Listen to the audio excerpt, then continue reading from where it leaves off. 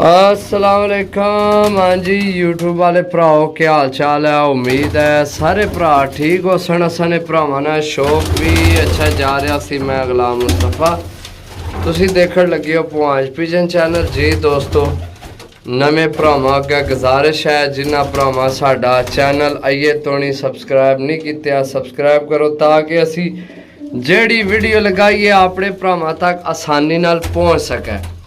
जी दोस्तों माशाल्लाह जी माशाल्लाह फिर माशाल्लाह तो फिर माशाल्लाह इस गल है कि जनाब दुनिया लाहौर तो कबूतर मंगा रही है तो साढ़े माशाल्लाह हर महीने मेरे ख्याल 3 to 7 हर महीना पार्सल होंगे। 3 लाजमी होने अगे कदे 4 हो जान 5 हो जान 6 हो जान 7 हो जान सही है।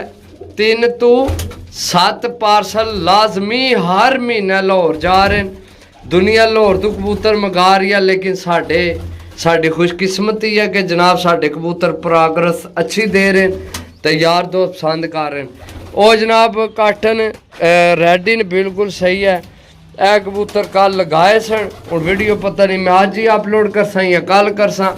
बाकी जनाब साढ़े बहुत अच्छे भाई जनाब सही है उन्हें परचेज किते लाहौर तू। उन्हें आख्या भाई भी काफ़ी टाइम तू असी तुहाडे कोल एक डील लई सी।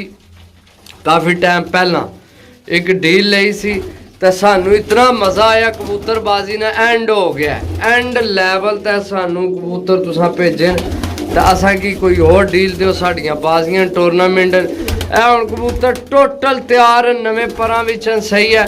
ये वैसे हूँ पैक करने दालू 3 कार्टना भी पैक हो जाने लेकिन 4 इस गल कार्टन लेन के जनाब थोड़े दूर जाने लाहौर तो इस वजह तो सही है।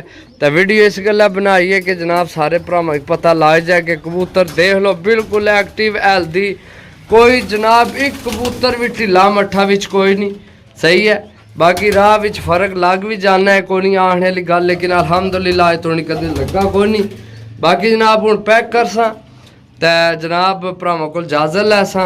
इजाजत दो अल्लाह सोने वाला अल्लाह।